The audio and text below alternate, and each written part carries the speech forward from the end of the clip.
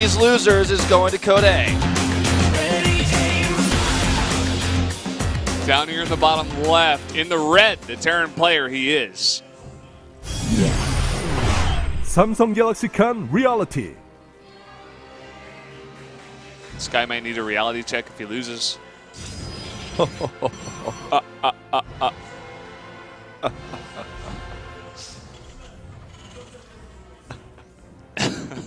To the top right, in pink for CJ Antis. CJ Antis Hush.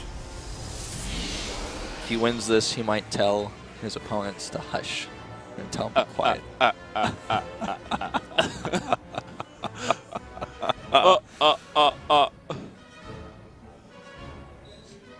We could be comedians. This guy's, this Hot 6 can is like, oh my god, you guys.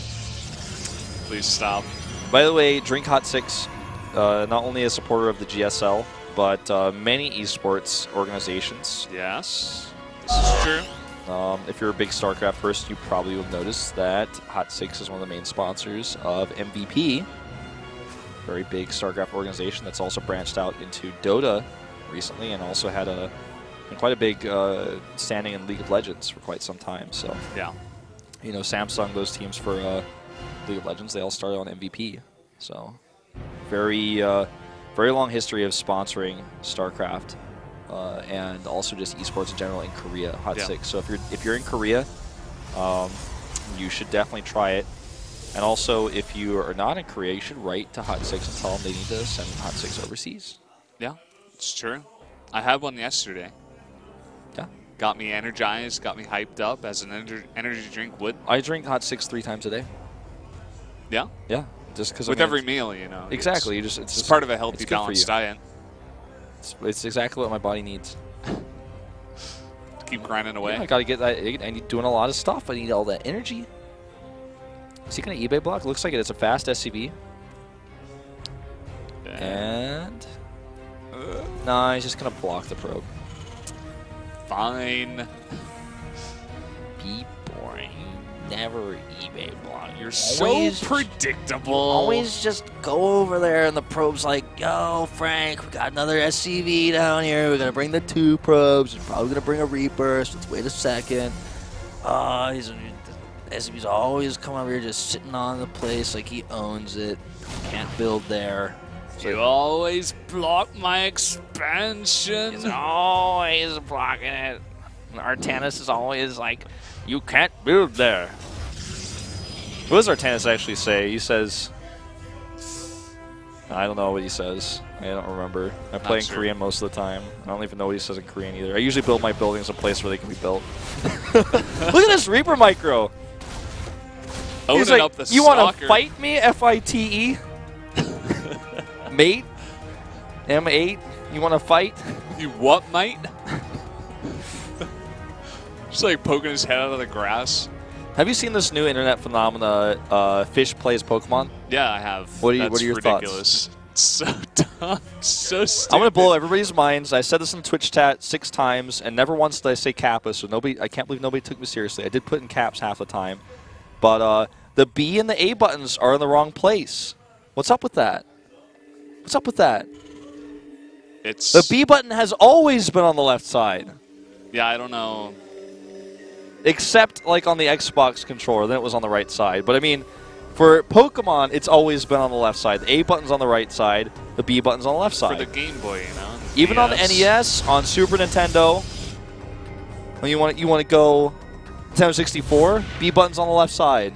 I thought you were talking about Pokemon. I'm like, is Pokemon on the NES? I don't know about that. No, I just mean I just mean B button in general. I mean, like. Well, you're right about the B button. Okay, I had to be clear.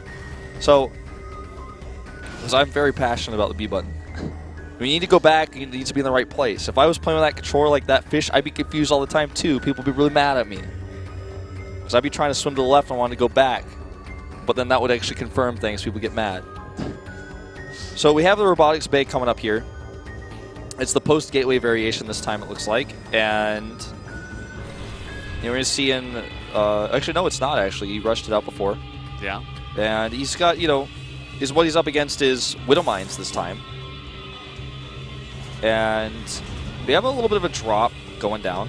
It's been a little bit more of an aggressive fall up here. He's going to probably lose his Reaper, actually. Doesn't get in. Oh, the Mothership Core is too far away. And he sees the gates are late, and that tells him a lot. Lets him know that Colossi will be out first.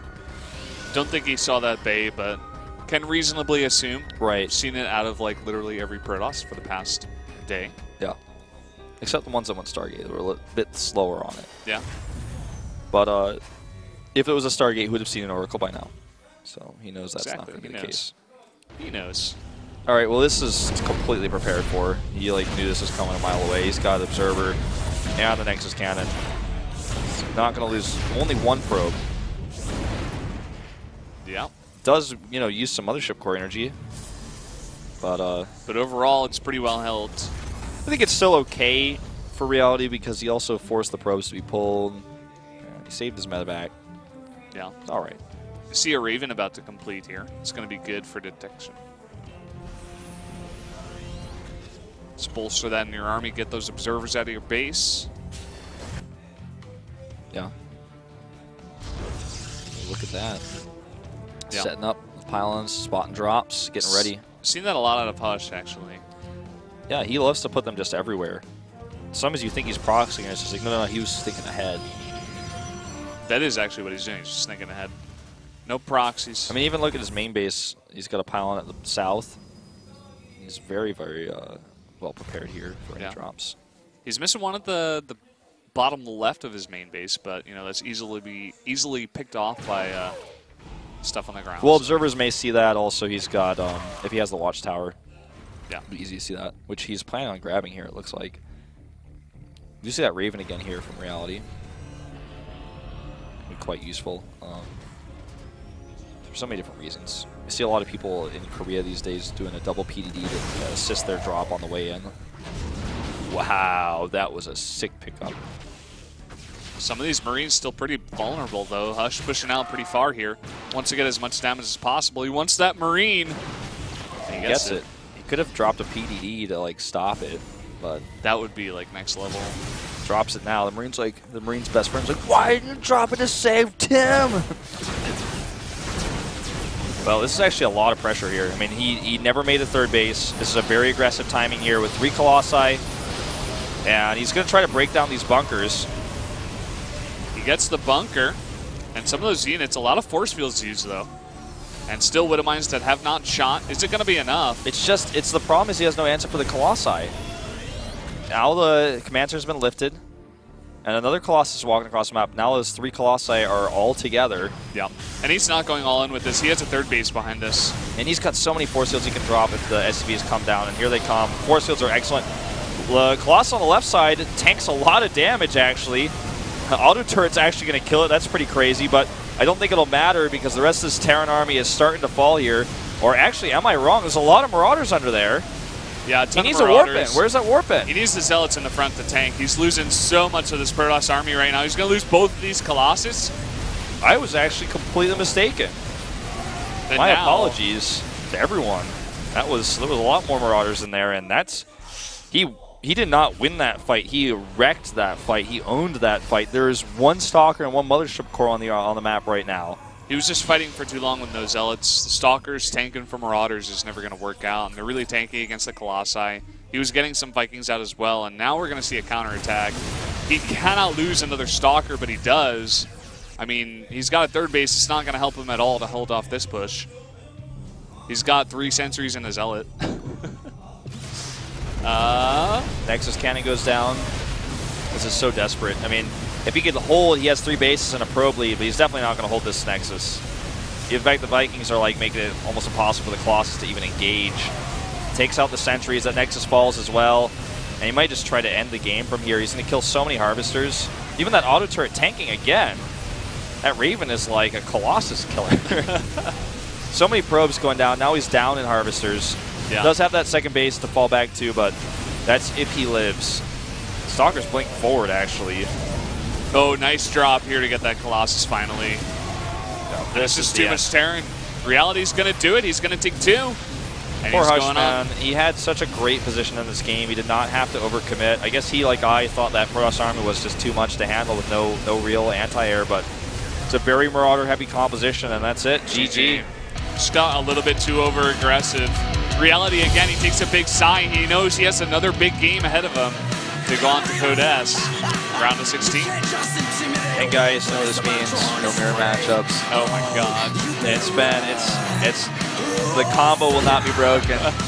10 PBTs in a row, back to back. Yeah. That is so funny. I don't think this has ever happened.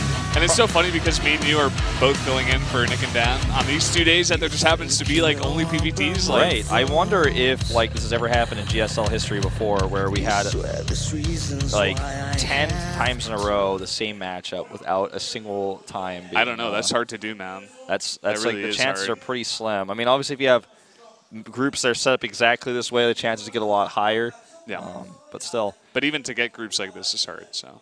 Got a feel for Hush. I feel like a few rash decisions he made in these games really led to his demise. He played very solid. Yeah. Didn't get to hit the PvPs that he wanted either. So No PvPs. he looked a little bit nervous coming into the group as well, just listening to his interview. So it's rough for him, but he's on a great team. He's on CJ Entis. He's going to be playing in Pro League next season. Can, of course, try to requalify for the GSL Code A coming up next time. So not not terrible for him.